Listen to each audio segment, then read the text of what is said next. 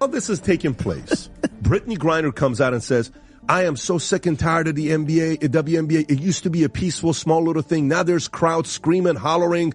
This is disruptive. It's not allowing us to play the game. This is her quote. I don't know if you saw this or not. The fire started with 24 little words. WNBA games used to be a chill, quiet place. You could bring your laptop and get work done. A meme page posted that line, slapped Brittney Griner's name under it, and the internet did what the internet does, believed every syllable. Within hours, the quiet-quitting Griner trended on ex-ESPN Stephen A. Smith ranted for 7 full minutes and debate shows ran the clip on loop. Only later did fact-checkers point out the sentence came from a satire account.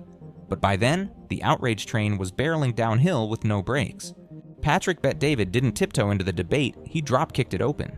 On his valuetainment set, he queued up the viral clip of Brittney Griner's alleged quiet please complaint, froze the frame, and fixed the lens with a you can't be serious stare. Then he uncorked the line that instantly went everywhere. Brittney, you spent 10 months in a Russian cell. The US swapped the Merchant of Death to bring you home, and now your upset fans are finally cheering? That sentence did triple duty: gratitude check, perspective check, hypocrisy check, and audiences felt every jab. Bet David backed it up by walking viewers through the stakes of her 2022 detention, a 9-year sentence hanging over her head, a courtroom broadcast on state TV, and a prisoner exchange that saw arms dealer Victor Bout, convicted of plotting to kill Americans, released for her freedom. Against that backdrop, a little crowd noise sounds like a lullaby. But he wasn't done. Spreadsheets hit the screen next.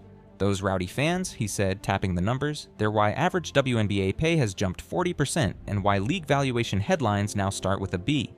From 41. What the hell is going on with WNBA that they cannot handle all this attention that they're getting, as well as the hate and anger? He flashed the ticket price collapse when Caitlin Clark missed games, Chicago plunging from 86 to 25, and hammered home the business lesson. Silence the crowd, and you silence the money.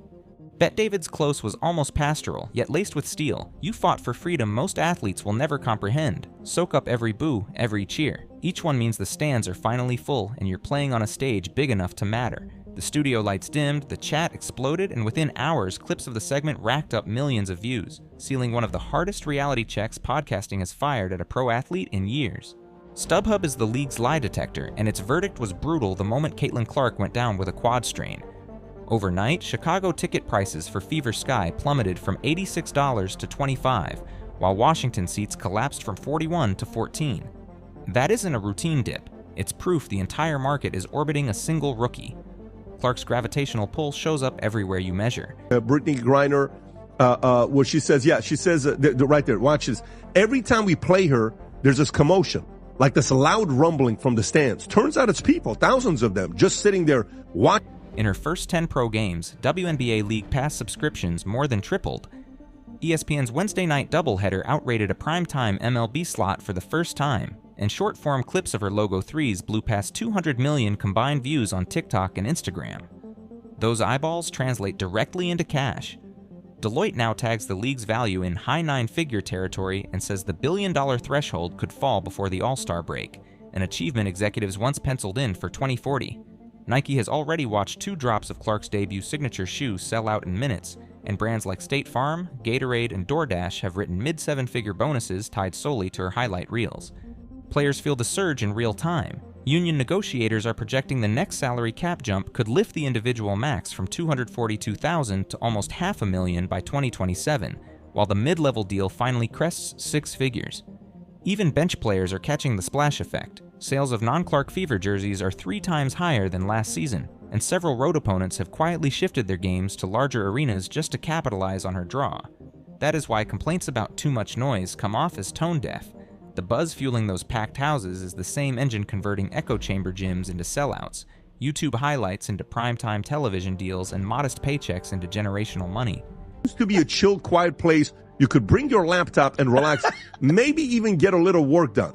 But now, it's like there's large gatherings of people watching us from the stands. Some of them are yelling crazy shit about what they're seeing, putting unfair pressure on us to score, like we're there for their entertainment. You are! The whole thing is toxic. I saw a guy with his daughter in the crowd, both of them yelling, couldn't hear what they were saying exactly, but it was either my performance or some light racism. If the league keeps writing Clark's comment, the WNBA will lock in mainstream status, fight the tide, and that billion-dollar horizon slips right back into the realm of what might have been. Whispers around the league say the resistance to Caitlin Clark isn't really about her step-back threes, it's about who's taking them. A 6-foot, fresh-faced white guard suddenly becomes the face of women's basketball, and some veterans can't help but ask, would a black rookie get this same media love?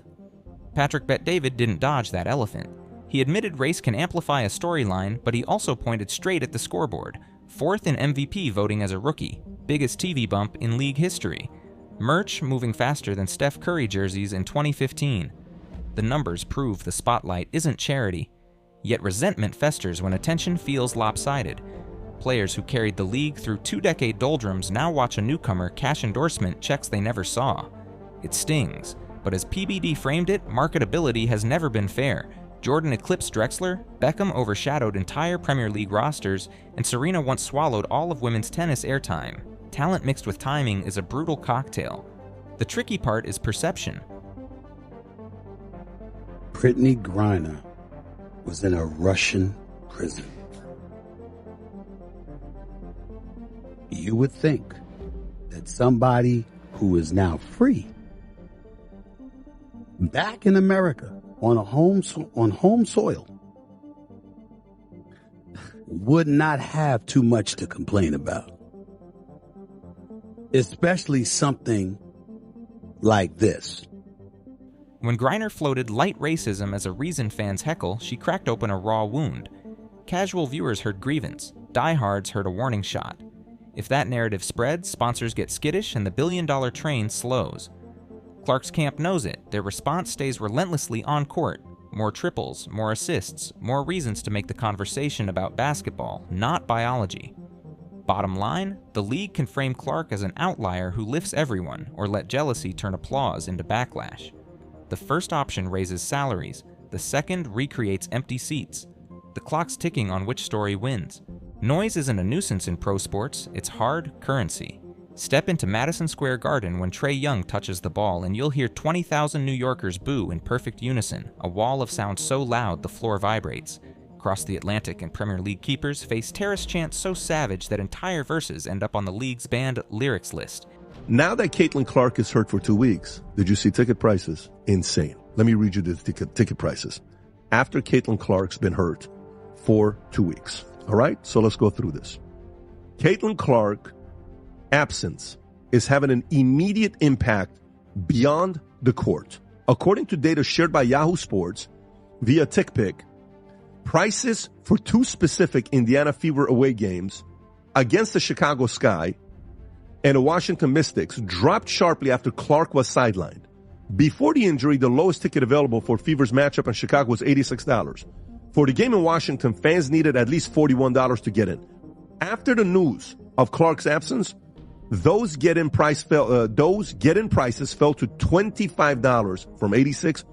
In Seattle, the 12s have twice forced NFL officials to measure decibel levels for competitive fairness, and NBA coaches build silent count hand signals because road arenas roar at jet engine volume.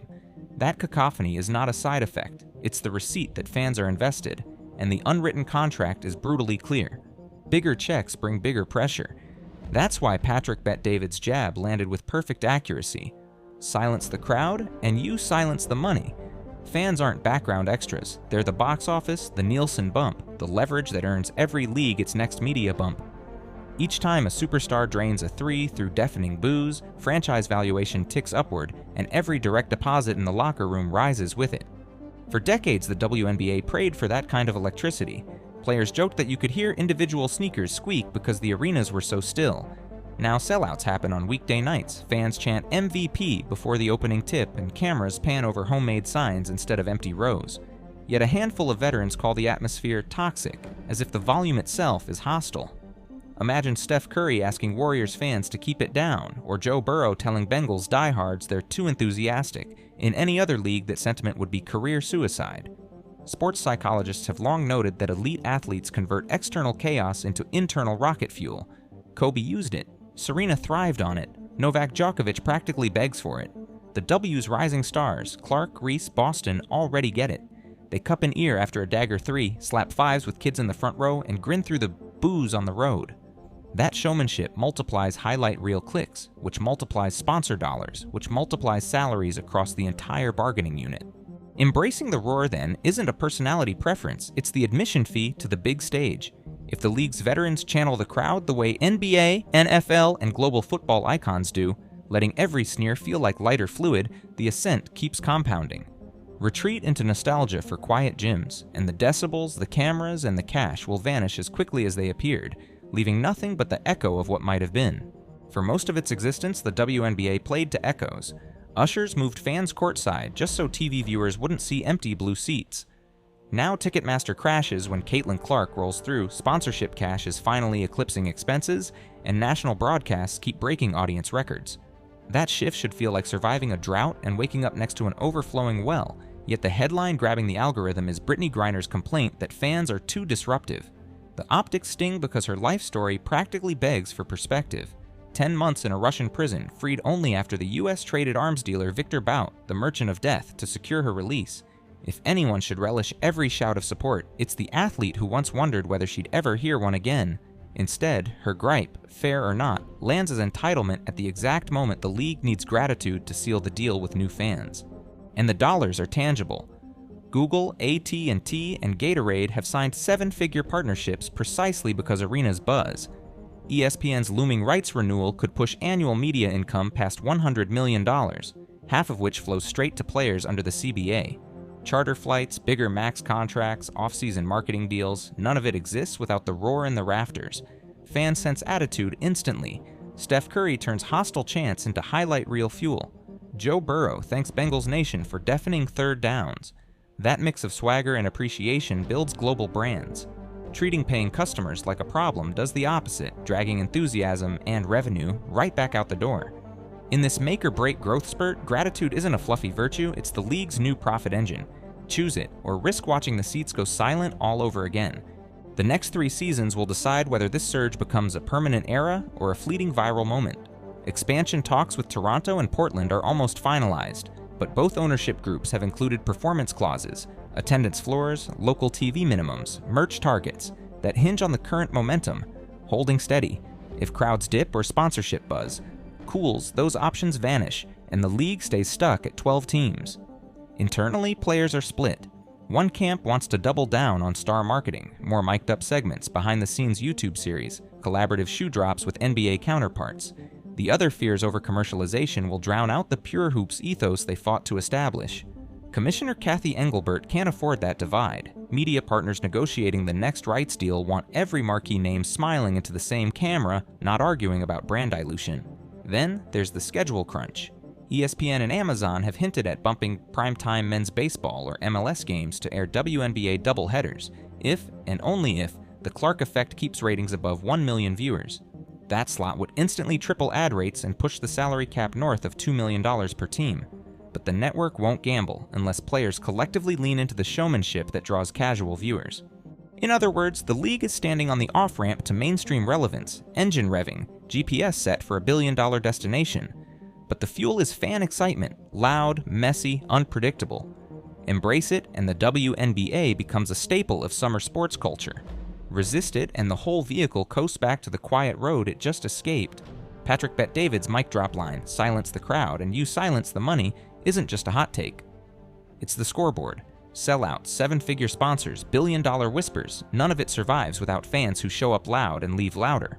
Right now, that energy is shoving the league onto bigger stages. Primetime network slots, expansion bids with Toronto and Portland, and a potential salary cap that could finally keep stars from bolting overseas every winter. But momentum has an expiration date. If veterans lean into the roar, sign jerseys, hype rivalries, flex on social, casual viewers stick around, media partners double down, and the next CBA writes life-changing numbers. If the narrative tilts toward too much noise, the buzz dies, networks reshuffle schedules, and those empty blue seats creep back into frame. In short, gratitude scales, grievance shrinks. So what's it gonna be? Will the league ride Caitlin Clark's comet, stack new arenas, and cash that billion-dollar check, or let a few tone-deaf sound bites drag the whole wave underwater? Drop your verdict below, gratitude or grievance, which side wins, and hit subscribe because our next breakdown tracks Clark's return timeline and whether her comeback can keep ticket prices sky high. The future of the WNBA is rattling the rafters right now. Question is, who's ready to rise above the noise, and who's about to get drowned out by it?